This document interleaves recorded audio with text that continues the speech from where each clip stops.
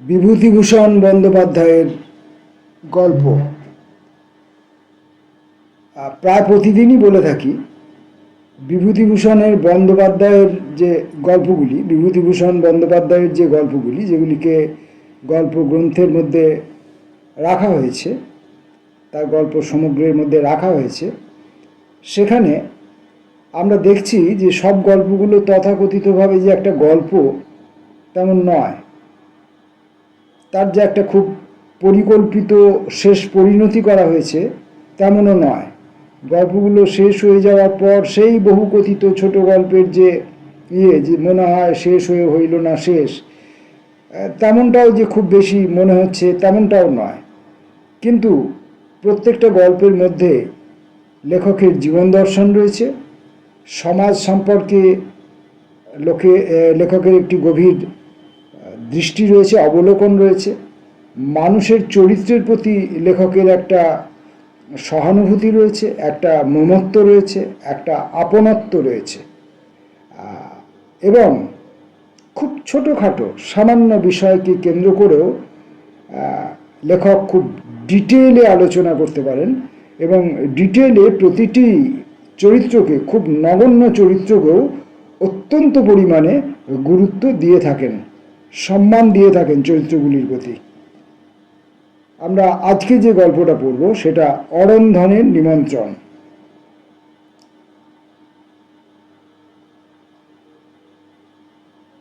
একজন লোকের স্বভাব বড় খারাপ, বকুনি ভিন্ন তারা একদণ্ডও থাকতে পারে না।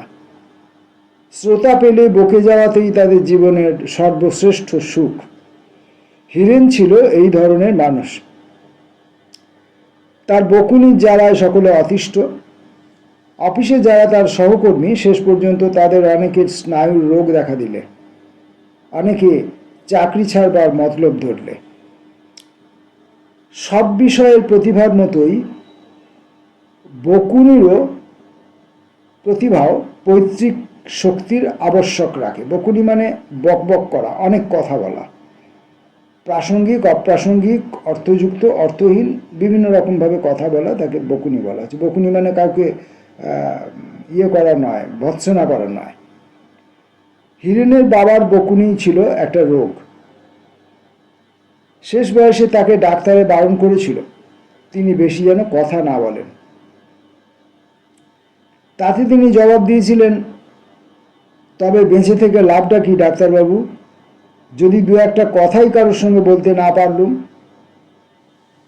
কথা বলতে বলতেই হৃৎপিণ্ড দুর্বল হওয়ার ফলে তিনি মারা যান, মার্টার্ড টু দি কজ। এহেন বাপের ছেলে হীরেন, 22 বছরের যুবক, আপিসে কাজ করে, আবার রামকৃষ্ণ মঠেও যাতায়াত করে। বিবাহ করবার ইচ্ছা নাই, শুনেছিলাম সন্ন্যাসী হয়ে যাবে। এতদিনে হয়েও যেত, কিন্তু রামকৃষ্ণ মিশন আশ্রমের লোকেরা এ বিষয়ে তাকে বিশেষ উৎসাহ দেননি। হীরেন সন্ন্যাসী হয়ে দিনরাত মঠে থাকতে শুরু করলে 1 মাসের মধ্যেই মঠ জনশূন্য হয়ে যাবে। হীরেনের এক বৃদ্ধা পিসিমা থাকতেন দূর পাড়াগাঁয়ে। স্টেশন থেকে 10-12 ক্রোশ নেমে যেতে হয় এমন এক গ্রামে। পিসিমার আর কেউ নেই। হীরেন সেখানে পিসিমাকে একবার দেখতে গেল। বুড়ি অনেকদিন আগে থেকেই দুঃখ করে চিঠিপত্র লিখছিল। সে গ্রামের সবাই এতদিন জানত যে তাদের কুনি অর্থাৎ কুমুদিনীর মতো বকুনিতে ওস্তাদ মেয়ে সে অঞ্চলে নেই। কুমির বাবা গ্রাম্য পুরোহিত ছিলেন, কিন্তু যেখানে যখন পুজো করতে যেতেন আগডুম বাগডুম বকুনির জ্বালায় যজমান ভিটে ছেড়ে পালাবার জোগাড় করত। বিয়ের লগ্ন উত্তীর্ণ হবার উপক্রম হতো। কুমির বাপের বকুনির প্রতিভার একটা বড় দিক ছিল এই যে তার বকুনির জন্য কোনো বস্তুর প্রয়োজন হতো না। যত তুচ্ছ বিষয়ই হোক না কেন, তিনি তাই অবলম্বন করে বিশাল বকুনির ইমারত গড়ে তুলতে পারতেন। মনে যথেষ্ট উৎসাহ ও শক্তি এবং সঙ্গে সঙ্গে অসাধারণ বলবার ও ছবি গড়বার ক্ষমতা থাকলে মানুষে এমন বকতে পারে। বা শ্রোতাদের মনোযোগ ধরে রাখতে পারে। তার মৃত্যুর সময়ে গ্রামের সকলেই দুঃখ করে বলেছিল, আজ থেকে গা নিঝুম হয়ে গেল গা। দু একজন বলেছিল, এবার আমসত্ত্ব সাবধানে রোদে দিও, মুখুজ্জে মশাই মারা গিয়েছেন, কাকচিলের উৎপাত বাড়বে। অর্থাৎ তাদের মতে গায়ে এতদিন কাকচিল বসতে পারত না মুখুজ্জে মশাইয়ের বকুনির চোটে। নিন্দুক লোক কোন জায়গায় নেই, কিন্তু হায়, নিন্দুকের আশা পূর্ণ হয়নি। মুখুজ্জে মশাইয়ের হিতাকাঙ্ক্ষীদের দুঃখ করবারও কারণ ঘটেনি। মুখুজ্জে মশাই তার প্রতিনিধি রেখে গিয়েছিলেন তার 8 বৎসরের মেয়ে কুমিকে। পিতার দুর্লভ বাক প্রতিভার অধিকারিণী হয়েছিল মেয়ে।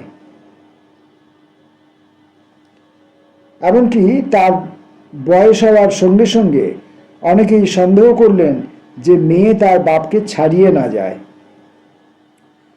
সেই কুমির বয়স এখন 13-14, সুশ্রী, উজ্জ্বল, শ্যামবর্ণ, কোঁকড়া কোঁকড়া একরাশ চুল মাথায়, বড় বড় চোখ, মিষ্টি গলার সুর, একহারা গরম, কথায় কথায় খিলখিল হাসি, মুখে বকুনির খই ফুটছে দিনরাত।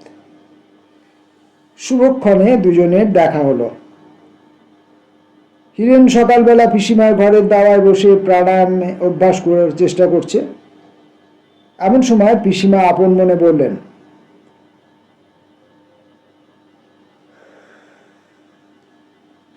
দুধ কি আজ দিয়ে যাবে না? বেলা যে তেতপ্পর হলো, ছেলে যা যে না খেয়ে শুকিয়ে বসে আছে, একটু চা করে দেবো, তার দুধ নেই। আগে জানলে রাত্রের বাসি দুধ রেখে দিতাম যে।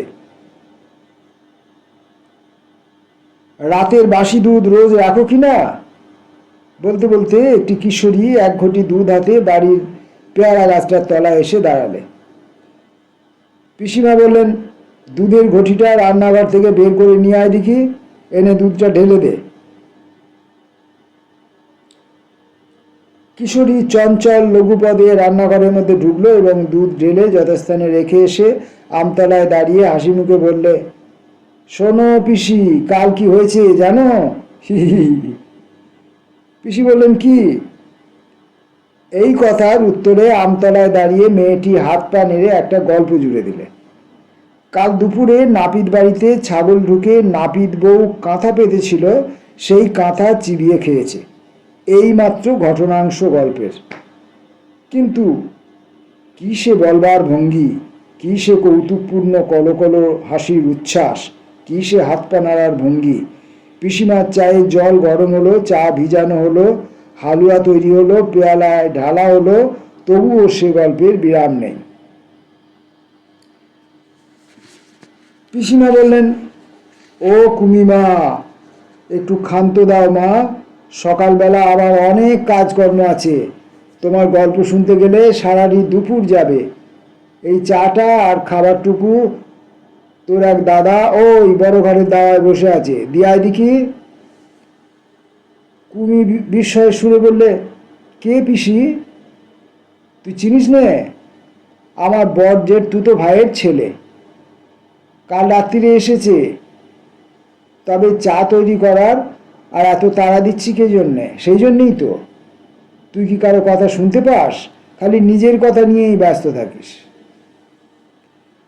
কুমি সলাজ মুখে চা ও খাবার দাওয়ার ধারে রেখে চলে যাচ্ছিল, কিন্তু হিরেন তাকে অত সহজে যেতে দিতে প্রস্তুত নয়। সে কুমির নাপিত বাড়িতে ছাগলের কাঁথা চিবানোর গল্প শুনেছে এবং মুগ্ধ, বিস্মিত, পুলকিত হয়েছে এইটুকু মেয়ের ক্ষমতায়। সে বললে, খুকি, তোমার নাম কি?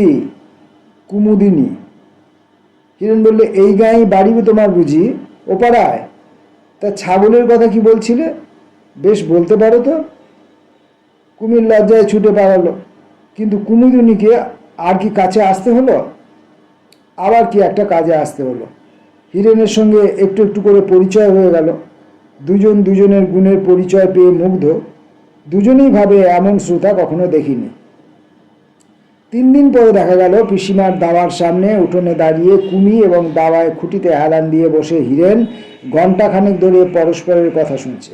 হিরেন অনর্গল বকে যাচ্ছে, কুমি শুনছে। আবার কুমি যখন অনর্গল বলছে তখন হিরেন মন দিয়ে শুনছে। সেবার 5-6 দিন পিসিমার বাড়ি থেকে হিরেন চলে এলো। কুমি যাওয়ার সময় দেখা করলে না বলে হিরেন খুব দুঃখিত হলো। কিন্তু হিরেন চলে যাওয়ার পর কুমি 2-3 দিন মন খারাপ, মন মরা হয়ে পড়ে রইল, মুখে হাসি নেই, কথা নেই। বুড়ি পিসিমার প্রতি হিরেনের টানটা যেন হঠাৎ বড় বেড়ে উঠল। যে হিরেন বছর 2-3-এও অনেক চিঠিপত্র লেখা সত্ত্বেও এদিকে বড় একটা মারাতো না, সে ঘন ঘন পিসিমাকে দেখতে আসা শুরু করলে। আজ বছর 2 আগের কথা। হিরেনকে পিসিমা বলেছিলেন, হিরু বাবা, যদি এলি তবে আমার একটা উপকার করে যা। আমার তো কেউ দেখবার লোক নেই তোরা ছাড়া। নরসুপুরে ধরণী কামারের কাছে 1 গাদা টাকা পাবো জমার খাজনার দরুন। একবার গিয়ে তার সঙ্গে দেখা করে টাকার একটা ব্যবস্থা করে আয় না বাবা। হিরেন এসেছে 2 দিন পিসিমার বাড়ি বেরিয়ে আম খেয়ে ফুর্তি করতে। সে জ্যৈষ্ঠী মাসের দুপুরের রোদে খাজনার তাগাদা করে গায়ে গায়ে ঘুরতে আসেনি। কাজেই নানা অজুহাত দেখিয়ে সে পরদিন সকালেই সরে পড়েছিল। এখন সেই হিরেন শতপ্রবৃত্ত হয়ে একদিন বললে, পিসিমা, তোমার ওই নরসুপুরের প্রজার বাকি খাজনার কিছু হয়েছে? যদি না হয়ে থাকে তবে এই সময় না একবার নিজেই যাই। এখন আমার হাতে তেমন কাজকর্ম নেই, তাই ভাবছি তোমার কাজটা করেই দিয়ে যাই। ভাইপোর সুমতি হচ্ছে দেখে পিসিমা খুব খুশি। হিরেন সকালে উঠে নরসুপুরে যায়, দুপুরের আগেই ফিরে এসে সেই যে বাড়ি ঢোকে, আর সারাদিন বাড়ি থেকে বের হয় না। কুমিকেও প্রায়ই দেখা যায় পিসিমার উঠোনে, নয়তো আমতলায়, নয়তো দাওয়ার বৈঠাতে বসে হিরুর সঙ্গে গল্প করতে। কাক চিল পাড়ায় আর বসে না। জ্যোৎস্না উঠেছে। কুমি বললে, চললুম হিরুদা। এখনই যাবি কেন? বস আর একটু। উঠানের একটা ধারে একটা নালা। হঠাৎ কুমি বললে, জ্যোৎস্না রাতে এলো চুলে লাফিয়ে নালা পার হলে ভূতে পায়। আমায় ভূতে পাবে দেখবে দাদা? হি হি হি হি। তারপর সে লাফালাফি করে নালাটা বার কত এপার ওপার করছে। এমন সময় ওর মা ডাক দিলেন, ও পোড়ারমুখী মেয়ে, এই ভোর সন্ধেবেলা তুমি ও কি করছো? তোমায় নিয়ে আমি যে কি করি, ধিঙ্গি মেয়ে, এতটুকু কাণ্ডজ্ঞান যদি তোমার থাকে। হিরু ভালো মানুষের মতো মুখখানি করে হেরিকেনের লণ্ঠনটা মুছে পরিষ্কার করতে ব্যস্ত হয়ে উঠল। মায়ের পিছু পিছু কুমি চলে গেল। একটু অনিচ্ছার সঙ্গেই গেল। মুখে তার অপ্রতিভের হাসি। হিরেন মনমরাভাবে লণ্ঠনের সামনে কি একখানা বই খুলে পড়তে বসবার চেষ্টা করল। মাসের পর মাস যায়, বছরও ঘুরে যায়। নতুন বছরের প্রথমে হিরেনের চাকরিটা গেল, অফিসের অবস্থা ভালো নয় বলে। এই 1 বছরের মধ্যে হিরেন পিসিমার বাড়ি আরও অন্তত 10 বার এলো গেল, এবং এই 1 বছরের মধ্যে হিরেন বুঝেছে কুমির মতো মেয়ে জগতে আর কোথাও নেই। বিধাতা একমাত্র কুমিকে সৃষ্টি করেছেন। কি বুদ্ধি, কি রূপ, কি কথাবার্তা বলবার ক্ষমতা, কি হাত নাড়ার ললিত ভঙ্গি, কি লঘুগতি চরণ ছন্দ।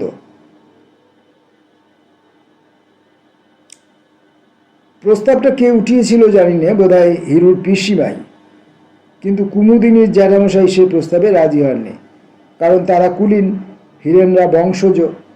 কুলীন হয়ে বংশজের হাতে মেয়ে দেবেন তিনি, একথা ধারণা করাই তো অন্যায়।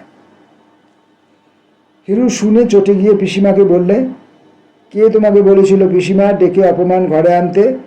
আমি তোমার পায়ে ধরে সেধেছিলুম কুমির সঙ্গে আমার বিয়ে দাও। সবাই জানে আমি বিয়ে করব না, আমি রামকৃষ্ণ আশ্রমে ঢুকবো। সব ঠিকঠাক হয়ে গিয়েছে। এবার এই ইয়েটা মিটে গেলেই। কুমির কানে কথাটা গেল যে হিরু এইসব বলেছে। সে বললে, হিরুদাকে বিয়ে করতে আমি হাতে পায়ে ধরে সারতে গিয়েছিলুম, যে বয়ে গেল। সন্ন্যাসী হবে তো আমার কি? হিরু তল্পি বেঁধে পরদিনে পিসিমার বাড়ি থেকে নিজের বাড়ি চলে গেল। হিরুর বাড়ির অবস্থা এমন কিছু ভালো নয়। এবার তার কাকা আর মা একসঙ্গে বলতে শুরু করলেন, সে যেন একটা চাকুরির সন্ধান দেখে। বেকার অবস্থায় বাড়ি বসে কতদিন আর এভাবে চলবে? হিরুর কাকার এক বন্ধু জামালপুরের রেলওয়ে কারখানার বড়বাবু। কাকার পত্র নিয়ে হিরু সেখানে গেল এবং মাস দুই তার বাসায় বসে বসে খাওয়ার পরে কারখানার অফিসে 30 টাকা মাইনের একটা চাকুরি পেয়ে গেল। লাল টালি ছাওয়া ছোট্ট কোয়ার্টারটি হিরুর। বেশ বড় ঘর, বড় বড় জানালা, জানালা দিয়ে মারক পাহাড় দেখা যায়। কাজকর্মের অবসরে জানালা দিয়েই চোখে পড়ে টানেল দিয়ে ধোঁয়া উড়িয়ে ট্রেন যাচ্ছে আসছে। সান্টিং ইঞ্জিনগুলো ঝকঝক শব্দ করে পাহাড়ের নিচে সাইডিং লাইনের মুড়োয় গিয়ে ধোঁয়া ছাড়ছে। কয়লার ধোঁয়ায় দিনরাত আকাশ বাতাস সমাচ্ছন্ন। একদিন রবিবারে ছুটির ফাঁকে সে আর তার কাকার বন্ধু, সেই বড়বাবুর ছেলে মণি, মারক পাহাড়ের ধারে বেড়াতে গেল। মণি ছেলেটি বেশ, পাটনা ইউনিভার্সিটি থেকে বিএসসি দিয়েছে এবার। তার বাবার ইচ্ছে কাশী হিন্দু ইউনিভার্সিটিতে তাকে ইঞ্জিনিয়ারিং পড়ানো, কিন্তু মণির তা ইচ্ছে না। সে কলকাতার সায়েন্স কলেজে অধ্যাপক রমনের কাছে ফিজিক্স পড়তে চায়। এই নিয়ে বাবার সঙ্গে তার মনান্তর চলছে। হিরু জানতো এসব কথা। বৈকাল বেলাটি জামালপুর টাউনের আওয়াজ ও ধোঁয়ার হাত থেকে অব্যাহতি পাবার জন্য ওরা দক্ষিণ দিকে পাহাড়ের ওপর দিয়ে অনেকটা চলে গিয়েছে। নীল অতসী ও বন তুলসী জঙ্গল হয়ে আছে পাহাড়ের মাথায়। সেই জায়গাটায় ঘন ছায়া নেমে আসছে পূর্ব দিকের শৈলসানুতে। একটি বন্যলতায় হলদে ক্যামেলিয়া ফুলের মতো ফুল ফুটেছে। খুব নিচে কুলি মেয়েরা পাহাড়তলির লম্বা লম্বা ঘাস কেটে আটি বাঁধছে। পূব দিকে যতদূর দৃষ্টি যায় সমতল মাঠ, ভুট্টার ক্ষেত, খোলার বস্তি। কেবল দক্ষিণে পূব পশ্চিমে টানা পাহাড় শ্রেণী ও শালবন থই থই করছে।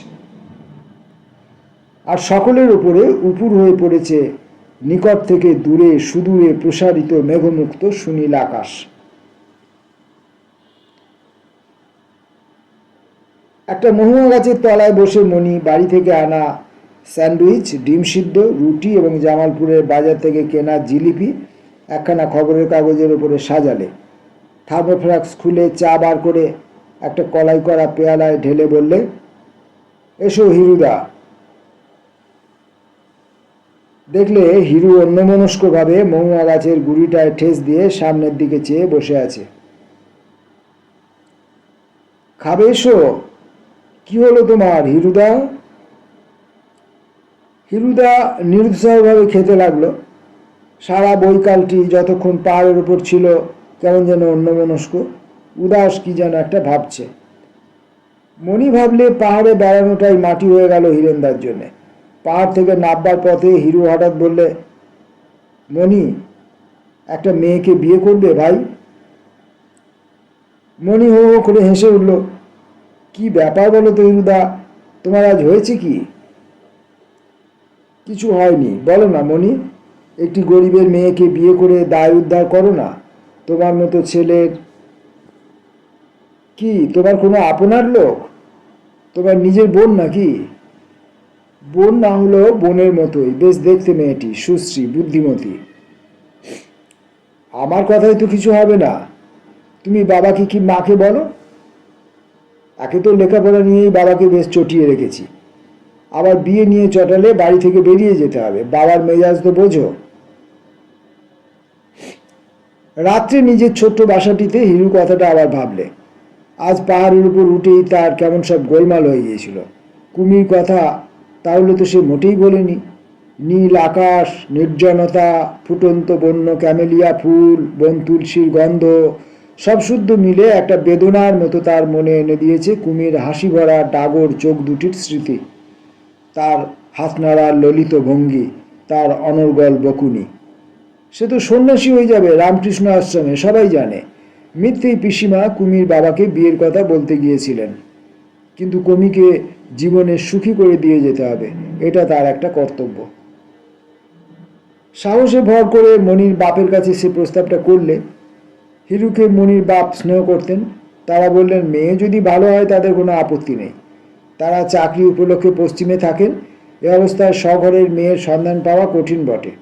যখন সন্ধান পাওয়া গিয়েছে ভালো মেয়ের, আর মনির বিয়ে যখন দিতেই হবে, তখন মেয়েটিকে দেখে আসতে দোষ কি? কুমির জ্যাঠাকে আগেই চিঠি লেখা হয়ে গিয়েছিল, কিন্তু তারা সমস্ত জিনিসটাকে অবিশ্বাস করে উড়িয়ে দিয়েছিলেন। অত বড় লোকের ছেলেকে জামাই করার মতো দুরাশা তাদের নেই। হিরুর যেমন কাণ্ড।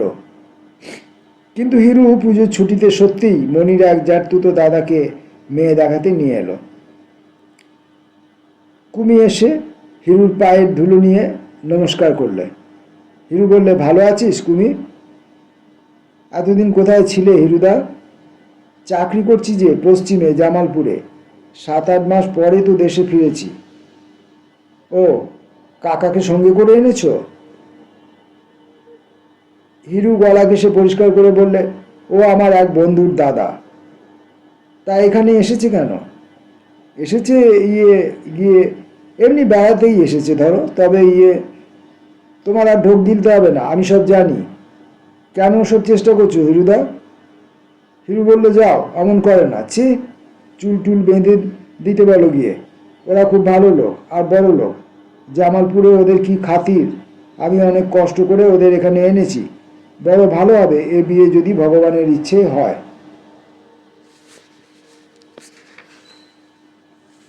অনেক কষ্টে কুমিকে রাজি করিয়ে তার চুল বাঁধা হলো, মেয়ে দেখানো হলো। দেখানোর সময় মেয়ের অজস্র গুণ ব্যাখ্যা করে দিল হিরু। কুমি কিন্তু পাঞ্জাব প্রদেশ কোন দিকে বলতে পারল না। তাজমহল কে তৈরি করেছিল সে সম্বন্ধেও দেখা গেল সে সম্পূর্ণ অজ্ঞ। হাতের লেখা বেঁকে গেল। গান গাইতে জানে না বললে, যদিও সে ভালোই গান গাইতে জানে এবং গলার সুরও বেশ ভালো। সঙ্গের ভদ্রলোকটি মেয়ে দেখা শেষ করে এই ফিরতি নৌকাতে রেল স্টেশনে চলে গেলেন। রাত্রের ট্রেনেই তিনি খুলনায় তার শ্বশুরবাড়ি যাবেন। যাবার সময় বলে গেলেন মতামত চিঠিতে জানাবেন। হিরু তাকে নৌকাতে তুলে দিয়ে ফিরে এসে কুমিকে বললে, কি করে বললে গান গাইতে জানো না? ছি, এ কি ছেলে মানুষই! ওরা শহরের মানুষ, গান শুনলে খুব খুশি হয়ে যেত। এমনিতেও ঘরের কোণে খুব গান বেরোয় গলায়, আর এর বেলা। কুমি রাগ করে বললে, ঘরের কোণে গান গাইব না তো কি আসরে বসে গাইতে যাব? পারবো না যার তার সামনে গান গাইতে। হিরুও রেগে বললে, তবে থাকো চিরকাল আইবুড়ো ধিঙ্গি হয়ে, আমার কি? কুমির বাড়ির ও পাড়ার সবাই এজন্য কুমিকে ভর্ৎসনা করলে। গান গাও না গাও, গান গাইতে জানি না এ কথা বলায় দোষ কি ছিল? বলতে গেলে কেন? ছি, কাজটা ভালো হয়নি। বলা বাহুল্য, ভদ্রলোকের কাছ থেকে কোনো পত্র এলো না এবং হিরু পুজোর ছুটি অর্থে জামালপুরে গিয়ে শুনলে মেয়ে তাদের পছন্দ হয়নি। মাস 5-6 কেটে গেল। কি অদ্ভুত 5-6 মাস! কাজ করতে করতে জানলা দিয়ে যখনই উঁকি দিয়ে বাইরের দিকে চায়, তখনই সে অন্যমনস্ক হয়ে পড়ে। কুমিকে কতবার জানলার বাইরে দাঁড়িয়ে থাকতে দেখেছে। হাত পা নেড়ে উচ্ছ্বসিত কণ্ঠে হেসে গড়িয়ে পড়ে কুমি গল্প করছে। নিম ফুলের গন্ধ ভরা কত অলস চৈত্রের দুপুরের স্মৃতিতে মধুর হয়ে উঠছে বর্তমান কর্মব্যস্ত দিনগুলি। ইতিমধ্যে এক ছোকরা ডাক্তারের সঙ্গে তার খুব আলাপ হয়ে গেল। নতুন MB পাশ করে জামালপুরে প্র্যাকটিস করতে এসেছে। বেশ সুন্দর চেহারা, বাড়ির অবস্থাও খুব ভালো। তার জ্যাঠামশাই এখানে বড় চাকরি করেন। কথায় কথায় হিরু জানতে পারলে ছোকরা এখনো বিয়ে করেনি এবং কুমিদের পাল্টি ঘর। অনেক বুঝিয়ে সে তার জ্যাঠামশাইকে মেয়ে দেখতে যেতে রাজি করালে। মেয়ে দেখাও হলো, কিন্তু শেষ পর্যন্ত কিছুই হলো না। তাদের কুটুম্ব পছন্দ হয়নি শোনা গেল। একে তো অজ পাড়াগা, দ্বিতীয়ত তারা ভেবেছিলেন পাড়াগাঁয়ের জমিদার কিংবা অবস্থাপন্ন ঘরের মেয়ে। অমন গরিব ঘরের মেয়ে তাদের চলবে না। মাস 3 পরে হিরু আর এক বিয়ের সম্বন্ধ নিয়ে গিয়ে পিসিমার বাড়ি হাজির হলো। কুমিদের বাড়ির সবাই বললে, হিরু বাবা ভালো ছেলে, কুমির জন্যে চেষ্টা করছে প্রাণপণে। কিন্তু অত বড় বড় সম্বন্ধ এনে ও ভুল করছে। ওসব কি জোটে আমাদের কপালে? মেয়ে পছন্দ হলেই বা অত টাকা দিতে পারবো কোত্থেকে? কুমির সঙ্গে খিড়কি দোরের কাছে হিরুর দেখা। কুমি বললে, হিরুদা, তুমি কেন এসব পাগলামি করছো বলো তো? বিয়ে আমি করব না। তোমার দুটি পায়ে পড়ি, তুমি ওসব কাজ বন্ধ করো। হিরু বলল, ছি লক্ষ্মী দিদি, এমন করে না। এবার যে জায়গায় ঠিক করেছি তারা খুব ভালো লোক, এবার নির্ঘাত লেগে যাবে। কুমি লজ্জায় রাঙা হয়ে বললে, তুমি কি বলো তো হিরুদা, আমার রাত্রে ঘুম হচ্ছে না, লাগবে কি না লাগবে তাই ভেবে। মিছিমিছি আমার জন্য তোমাকে লোকে যা তা বলে তা জানো? তুমি ক্ষান্ত দাও, তোমার পায়ে পড়ি হিরুদা। হিরু এসব কথা কানে তুললে না, পাত্রপক্ষের লোক নিয়ে এসে হাজির করলে।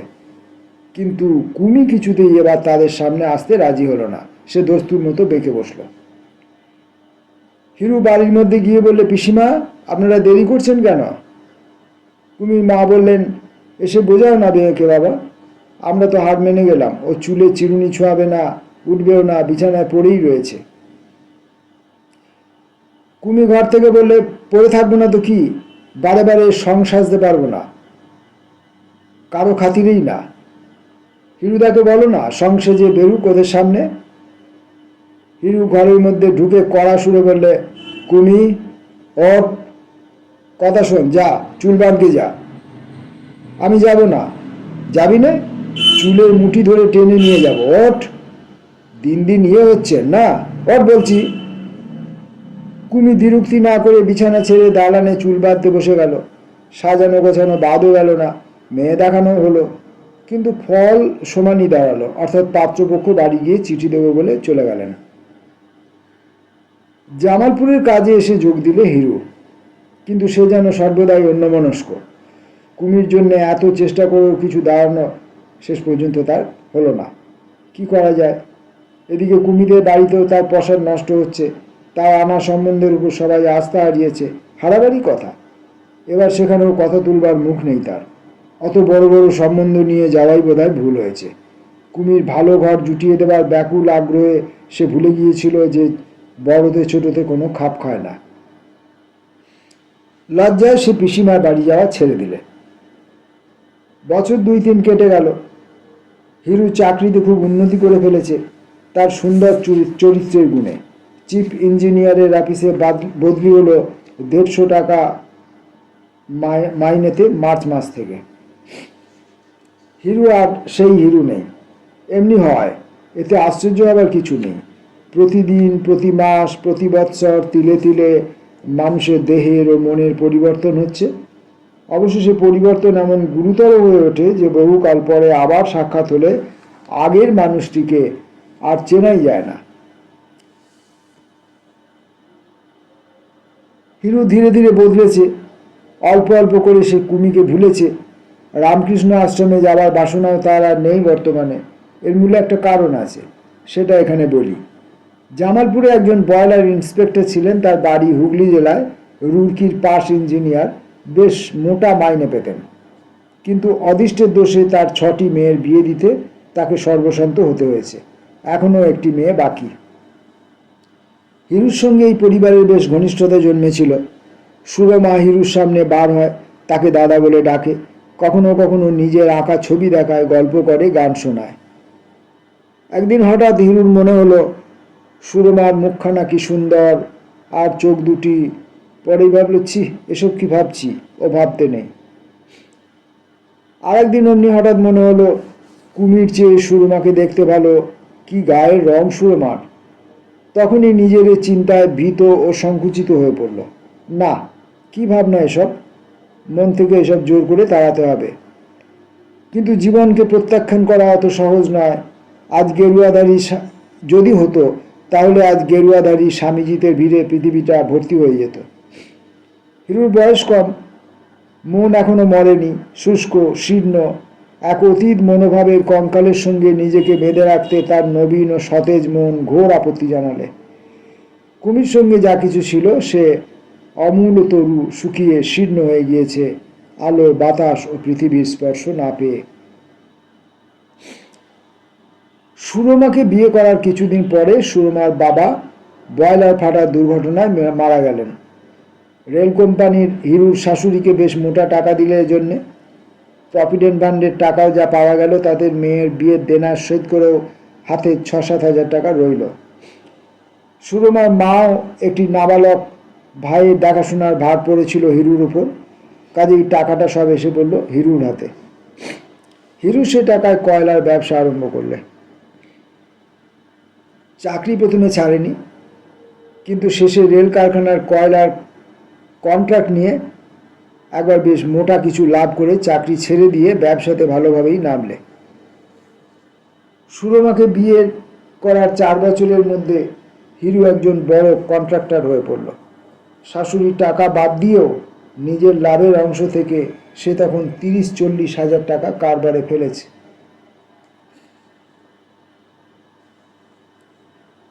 সময়ের পরিবর্তনের সঙ্গে সঙ্গে হিরুর চালচলন বদলে গিয়েছে।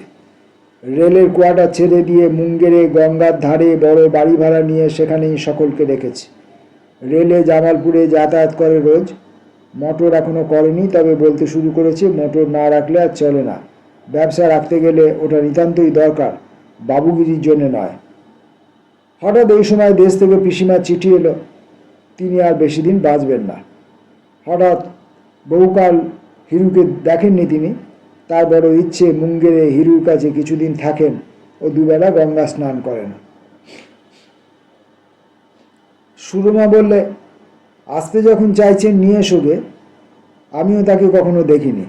আমরা ছাড়া আর তার আছেই বা কে? বুড়ো হয়েছেন, যে কদিন বাঁচেন এখানেই গঙ্গা তীরে থাকুন। বাসায় আর এমন কেউ ছিল না যাকে পাঠানো যায় পিসিমাকে আনতে। কাজেই হিরুই দেশে রওনা হলো। ভাদ্র মাস, দেশ এবার ভেসে গিয়েছে অতিবৃষ্টিতে।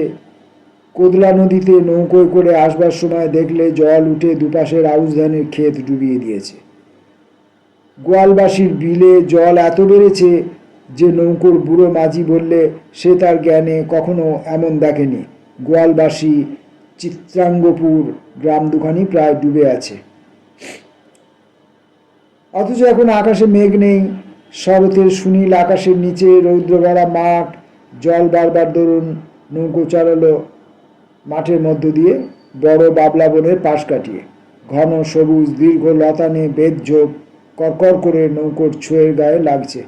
মাঠের মধ্যে বন্যার জলের সঙ্গে জেগে আছে ছোট ছোট ঘাস, তাতে ঘন ঝোপ। পিসিমাদের গ্রামে নৌকো ভিড়তে দুপুর ঘুরে গেল। এখানে নদীর পাড় খুব উঁচু বলে কুল ছাপিয়ে জল ওঠেনি। দুপাড়েই বন।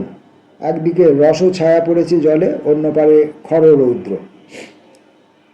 এই বনের গন্ধ, নদী জলের ছলছল শব্দ, ঘাস বনে সোনার সরকির মতো নতুন বাঁশের কোঁড় বাঁশঝাড়ের মাথার উপর ছাড়িয়ে উঠেছে। এই শরৎ দুপুরের ছায়া, এই সব অতি পরিচিত দৃশ্য একটি মাত্র মুখ মনে করিয়ে দেয়। অনেকদিন আগের মুখ, হয়তো একটু অস্পষ্ট হয়ে গিয়েছে, তবুও সেই মুখ ছাড়া আর কোনো মুখ মনে আসে না। নদীর ঘাটে নেমে পথে চলতে চলতে সে মুখ ক্রমশ স্পষ্ট হয়ে উঠতে লাগলো মনের মধ্যে। এক ধরনের হাত নাড়ার ভঙ্গি, আর কি বকুনি, অজস্র বকুনি। জগতে আর কেউ তেমন কথা বলতে পারে না। অনেক দূরের কোন অবাস্তব শূন্যে ঘুরছে সুরমা। তার আকর্ষণের বাইরে এ রাজ্য। এখানে অধিষ্ঠাত্রী দেবী আর একজন, তার একচ্ছত্র অধিকার এখানে। সুরমাকে, এখানকার বন, নদী, মাঠ, পাখি সুরমাকে চেনে না। হিরু নিজেই অবাক হয়ে গেল নিজের মনের ভাবে। পিসিমা যথারীতি কান্নাকাটি করলেন অনেকদিন পরে ওকে দেখে। আরও ঢের বেশি বুড়ি হয়েছেন, তবে এখনো অথর্ব হননি, বেশ চলতে ফিরতে পারেন। হিরুর জন্য ভাত বাড়তে যাচ্ছিলেন। হিরু বললে, তোমার কষ্ট করতে হবে না পিসিমা, আমি চিড়ে খাবো, ওবেলা বরং রেঁধো। অনেকবার বলি বলি করেও কুমির কথাটা সে কিছুতেই পিসিমাকে জিজ্ঞেস করতে পারলে না। একটু বিশ্রাম করে বেড়া পড়লে সে হাটতলায় মধু ডাক্তারের ডাক্তারখানায় গিয়ে বসলে। মধু ডাক্তারের চুলদাড়িতে পাক ধরেছে। একটি ছেলে সম্প্রতি মারা গিয়েছে, সেই গল্প করতে লাগলো।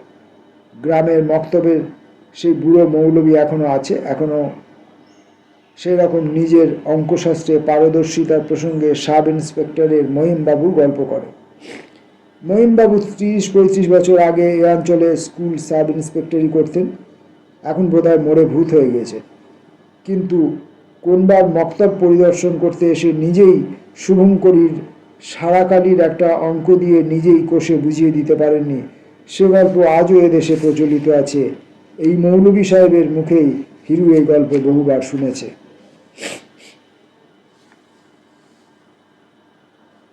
সন্ধ্যা হবার পূর্বেই হিরু হাটতলা থেকে উঠল। মধু ডাক্তার বললে, বসো হে হিরু, সন্ধ্যেটা জ্বালি, তারপর দু এক খাত খেলা যাক। এখন না হয় বড়ই হয়েছ, পুরনো দিনের কথা কি একেবারে ভুলে গেলে?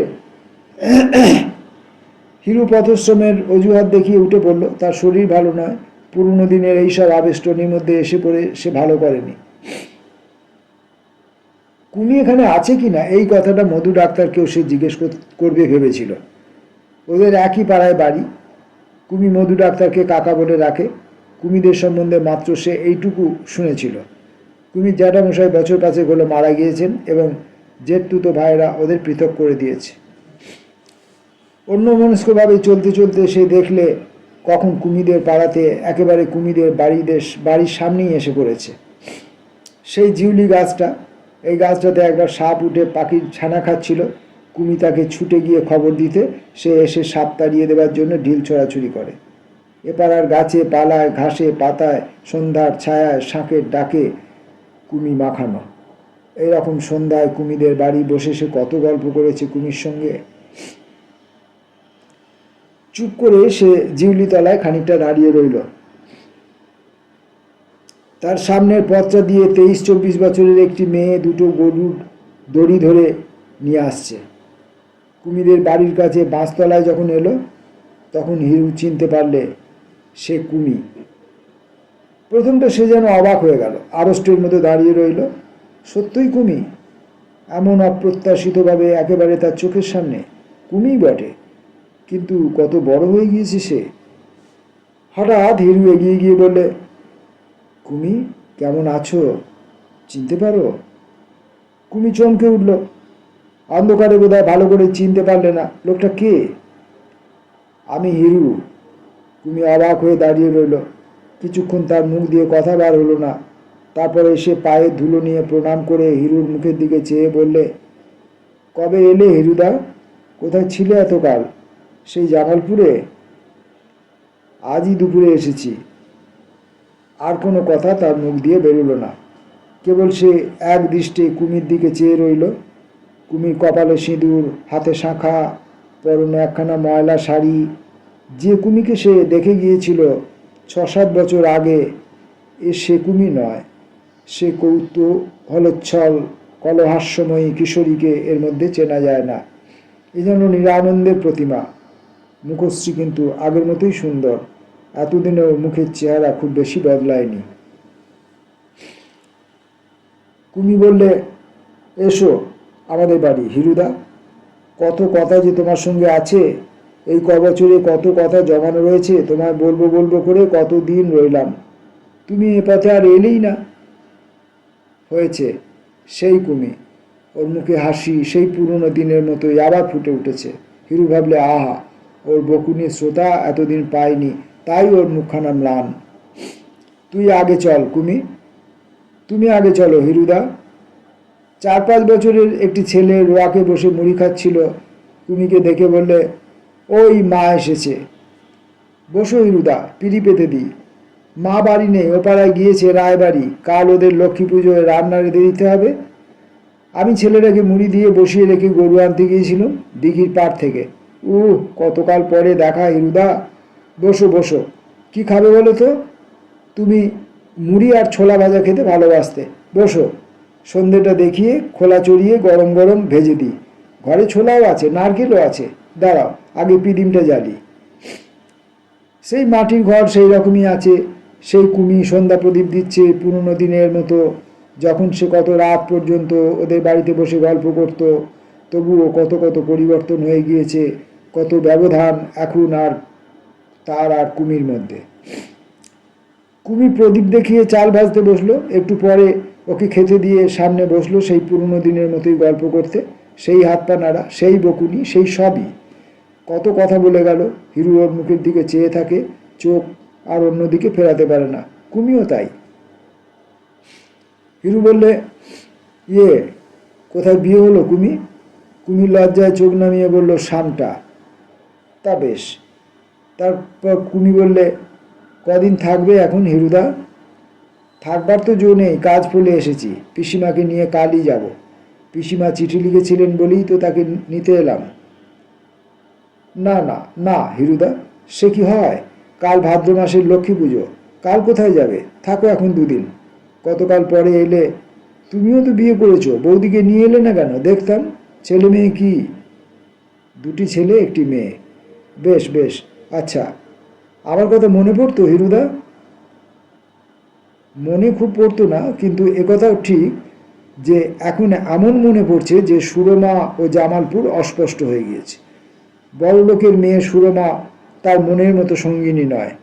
তার সঙ্গে সব দিক থেকে মেলে, খাপ খায় এই কুমির। অথচ সুরমার জন্য দামি মাদ্রাজি শাড়ি কিনে নিয়ে যেতে হবে কলকাতা থেকে যাবার সময়। সুরমা বলেছে, যাচ্ছ যখন দেশে, ফিরবার সময় কলকাতা থেকে পুজোর কাপড় চোপড় কিনে এনো। এখানে ভালো জিনিস পাওয়া যায় না, দরও বেশি। আর কুমির পরনে ছেঁড়া হাত পয়লা কাপড়। না, দরিদ্র গৃহলক্ষ্মীকে বড়লোকই উপহার দিয়ে সে তার অপমান করবে না। কুমি বকেই চলেছে। অনেক দিন পরে আজই ও আনন্দ পেয়েছে। নিরানন্দ অসচ্ছল সংসারের একঘেয়ে কর্মের মধ্যে বালিকা বয়সের শত আনন্দের স্মৃতি নিয়ে পুরনো দিনগুলো হঠাৎ আজ সন্ধ্যায় কেমন করে ফিরেছে। ঘন্টা দুই পরে কুমির মা এলেন, বললেন, এই যে জুটেছ দুটিতে? আমি শুনলাম দিদির মুখে যে হিরু এসেছে। কাল লক্ষ্মী পুজো, তাই রায়দের বাড়ি রান্না করে দিয়ে এলাম। তা ভালো আছিস বাবা হিরু? কুমি তোর কত কথা বলে, তোর কথা লেগেই আছে ওর মুখে। এই আজও দুপুরবেলা বলছিল, মা হিরুদা নদীতে বন্যা দেখলে খুশি হতো। এবার তো বন্যা এসেছে, হিরুদা যদি দেখতো খুব খুশি হতো, না মা? তা আমি, তুই এসেছিস শুনেই দিদির কাছে গিয়েছিল। বাড়ি নেই দেখে ভাবলাম সে ঠিক আমাদের ওখানে গিয়েছে। তা বসো বাবা, চট করে পুকুর পাড় থেকে কাপড় কেচে গা ধুয়ে আসি। গামছাখানা দে তো কুমি। খোকার জন্য তরকারি এনেছি কাশিতে, ওকে ভাত দে। এই ওর বিয়ে দিয়েছি সামটায়, বুঝলে বাবা হিরু? জামাই দোকানে সামান্য মাইনের খাতাপত্র লেখার কাজ করে, তাতে চলে না। তার উপর দজ্জাল ভাই বউ, খেতে পর্যন্ত দেয় না ভালো করে মেয়েটাকে। এই দেখো, এখানে এসেছে আজ 5 মাস, নিয়ে যাওয়ার নামটি নেই। বউ দিদির হুকুম হবে তবে বউ নিয়ে যেতে পারবে। আর এদিকে তো আমার এই অবস্থা, মেয়েটার পরনে নেই কাপড়। জামাই আসে যায়, কাপড়ের কথা বলি, কানেও তোলে না। আমি কি যে করে চালাই, সবই অদৃষ্ট। নইলে কুমির ঝাঁঝালো সুরে বললে, আহ, যাও মা, গা ধুয়ে এসো না। কি বকবক শুরু করলে? অদৃষ্ট? হ্যাঁ, অদৃষ্টই। সে আজ কোথায়, আর কুমি কোথায় পড়ে কষ্ট পাচ্ছে? পরনে কাপড় নেই, পেটে ভাত নেই, জীবনে আনন্দ নেই, স্বাদ আহ্লাদ নেই, কিছুই দেখলে না, কিছুই ভোগ করলে না, সবই অদৃষ্ট ছাড়া আর কি। খানিক রাত্রে হিরু উঠল। কুমি প্রদীপ ধরে এগিয়ে দিয়ে এলো পথ পর্যন্ত। বললে, আমাদের হেরিকেল ল্যান্টার্ন নেই, একটা পাকাটি জেলে দিই, নিয়ে যাও হিরুদা, বাঁশ বনে বড় অন্ধকার। সকালে কুমি পিসিমার বাড়ি এসে ডাক দিলে, কি হচ্ছে ও হিরুদা? এই যে কুমি, কামিয়ে নিলাম, এবার নাইব। কুমি ঘরের মধ্যে ঢুকে বললে, কেন, কিসের তাড়া নাইবার এত সকালে? তোমার কি আজ যাওয়া? আমার যাওয়া হবে না হিরুদা, বলে দিচ্ছি। আজ ভাদ্র মাসের লক্ষ্মী পুজোর অরন্ধন, তোমায় নিমন্ত্রণ করতে এলুম আমাদের বাড়ি। মা বললেন, যা গিয়ে বলে আয়। হিরু আর প্রতিবাদ করতে পারলে না। কুমির কাছে প্রতিবাদ করে কোনো লাভ নেই, সে জানে। কুমি খানিকটা পরে বললে, আমার আজ অনেক কাজ হিরুদা, আমি যাই, তুমি নিয়ে সকালে সকালে এসো। হিরু বেলা 10টার মধ্যে ওদের বাড়ি গেল।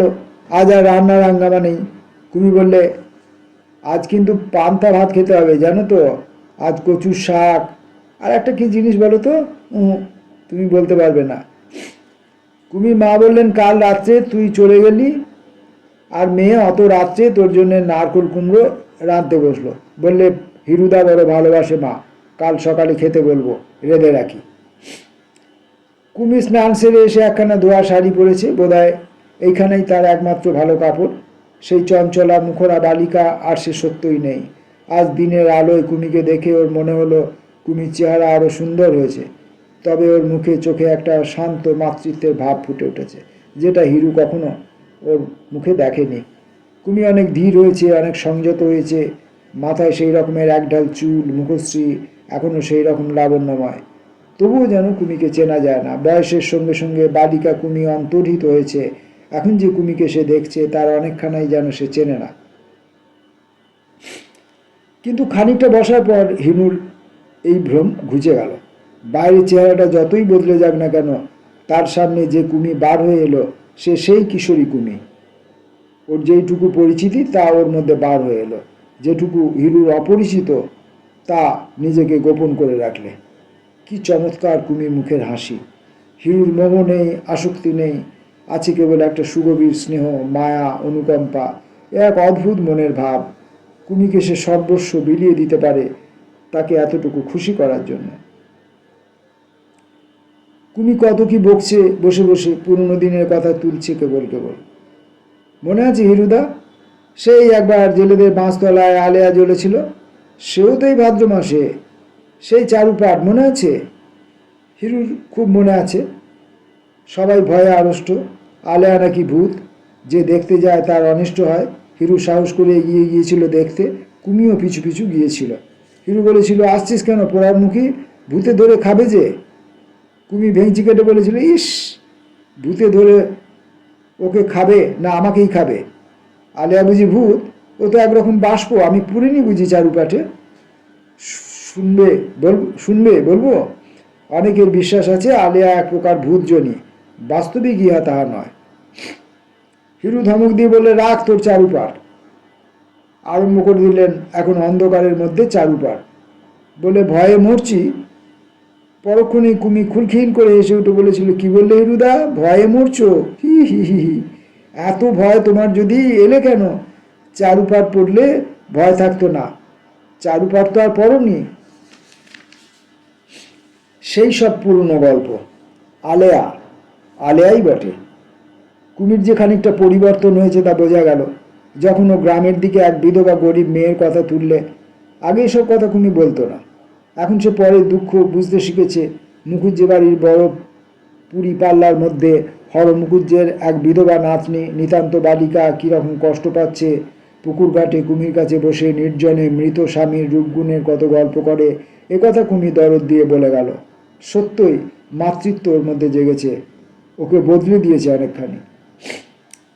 হঠাৎ কুমি বলল, অয় দেখো হিরুদা, বকেই যাচ্ছি, তোমায় যে খেতে দেব সে কথা মনেই নেই। তারপরে সে উঠে তাড়াতাড়ি হিরুকে ঠাঁই করে দিয়ে ভাত বেড়ে নিয়ে এলো। হাসি মুখে বললে, জামালপুরের বাবুর আজ কিন্তু পান্তা ভাত খেতে হবে, রুজবে তো মুখে? নেবু কেটে দেবো এখন অনেক করে, নারকেল কুমড়ি আছে, কচুর শাক আছে। এসব সত্যিই হিরু অনেকদিন খায়নি। যা যা যা যা খেতে সে ভালোবাসে, কুমি তার কিছুই বাদ দেয়নি। হিরু আশ্চর্য হয়ে গেল, এতকাল পরেও কুমি সব মনে রেখেছে। খেতে বসে হিরু বললে, কুমি, ছেলেবেলা ভালো লাগে না এখন ভালো লাগে? এ কথার উত্তর নেই হিরুদা। ছেলেবেলায় তোমরা সব ছিলে, সে একদিন ছিল। এখনও তা বলে খারাপ লাগে না। জীবনে নানা রকম দেখা ভালো নয় কি? কুমি, একটা কথার উত্তর দে, তোর সংসারে টানাটানি খুব? কে বললে এ কথা? মা বলেছিল, সেই তো কাল রাত্রিরে।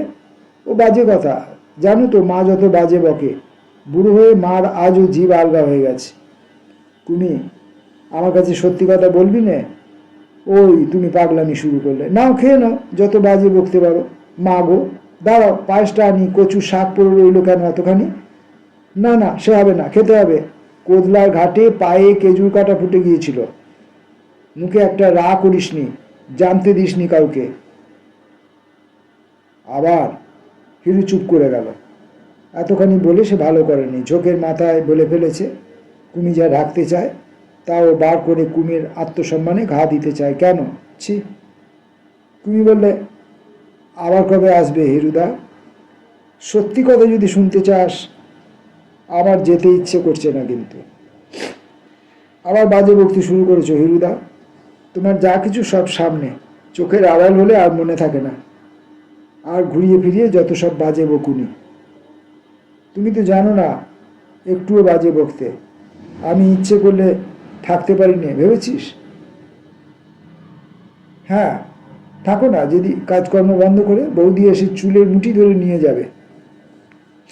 আচ্ছা সে যাক, একটা কথার উত্তর তোকে দিতেই হবে। আমি যদি এখানে থাকি তুই খুশি হোস?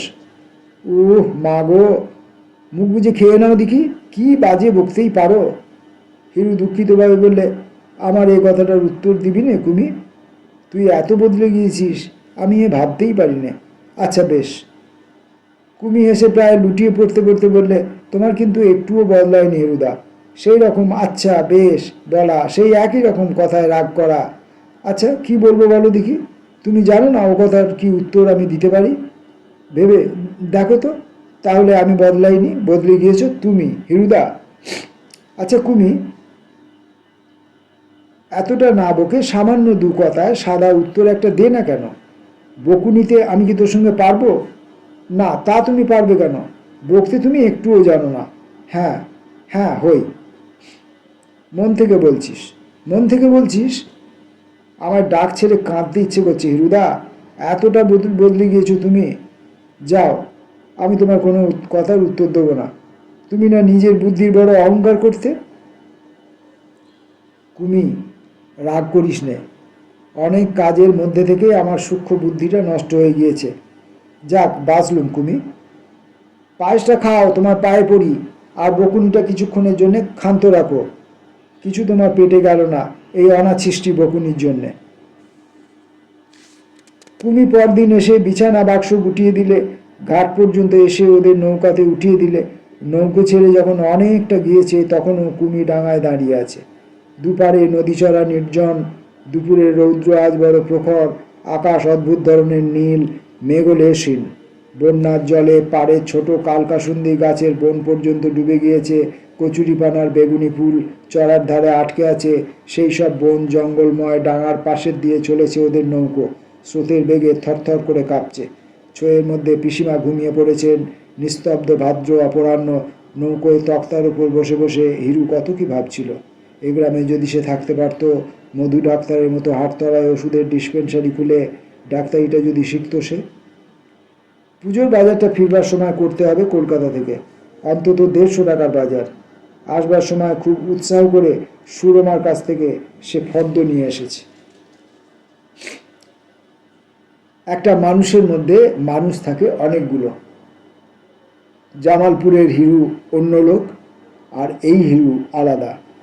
এ বসে বসে ভাবছে কুমিদের রান্নাঘরে অরন্ধনের নেমন্তন্ন খেতে বসেছিল সেই ছবিটা, অনবরত ওই একটা ছবি। কুমি বলছে, আমার কথা তোমার মনে পড়তো হিরুদা? তুমি এখনও কি ঠিক তেমনি করেই হাত পা নেড়ে কথা বলে, ঠিক সেই ছেলেবেলাকার মতো? আচ্ছা, আর কারোর সঙ্গে কথা বলে এমন আনন্দ হয় না কেন?